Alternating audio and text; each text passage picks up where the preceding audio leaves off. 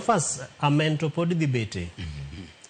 Nikeche to kata amen no bekai ngiye to chalo kagima advocacy kata negotiations ma wajumbe timo nyalo konyo gi matin. Nikeche pesa ma walose wiye ni ngeni gikete ei 3 in 1.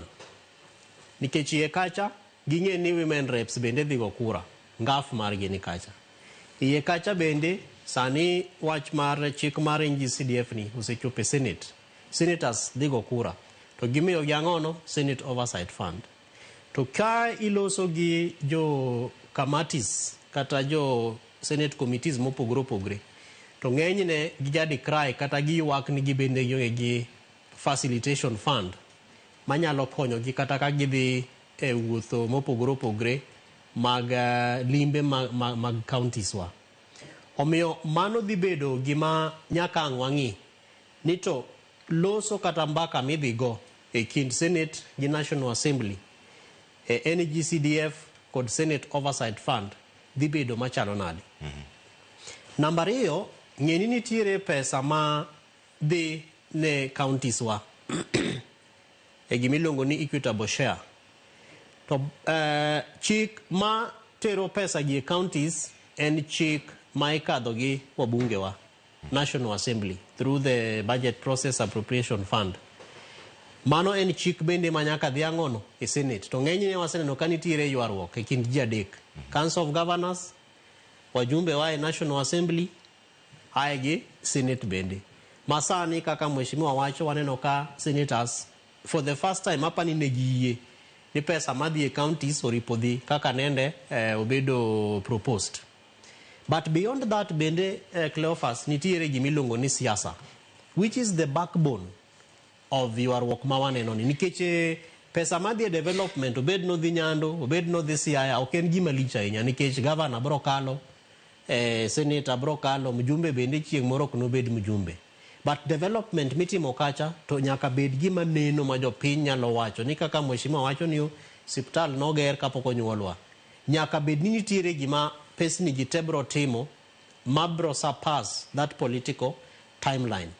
But gimomiyo mae ok dhi bedo ma sustainable in nikech siasa. Senator dwani kiny mondo bed ang'ono governor. Mjumbe mar Nyando bende kiny dwani mondo bed governor ma Kisumu. Kuom ranyisi.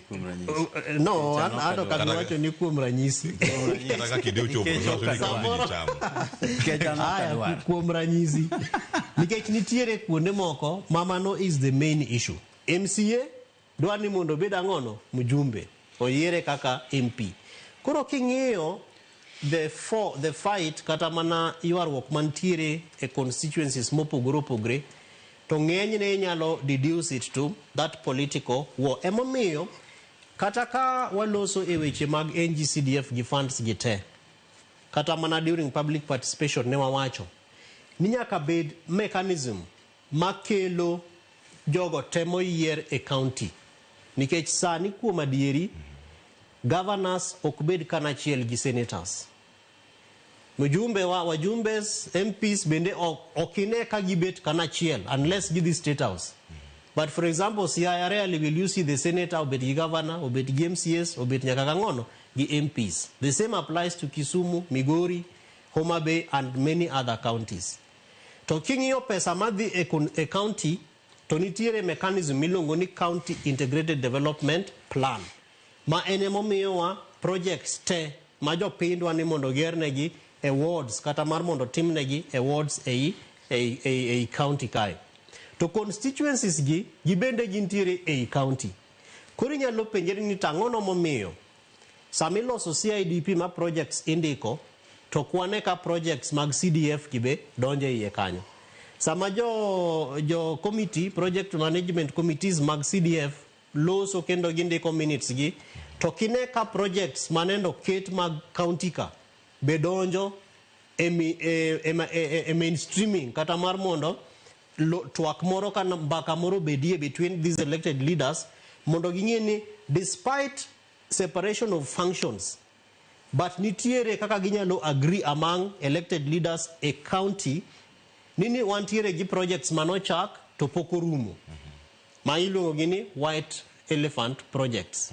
E county kacha bende wantiere gi projects ma samoro nochak gi serikal manokalo to pok otiekgi. Tineno ka twak kata mbaka migoyo en ni wachakuru manyien. Cleophas magi wanyalo mana address kanitiere opportunity ma elected leaders bet godo piny either in a quarterly mana kata mana biannually to gi agree ni wan kaka josiaya wan gi platform madhi bedo chaired gi governor to wajumbe te nyaka bed kacha, senator marwa nyaka bed kacha, MCS bende nyaka bed kacha. Ang'o ma bedo matek sani kinde montiene jotelo mondo mi olos kumoro achiel? Obedo matek partly because of politics.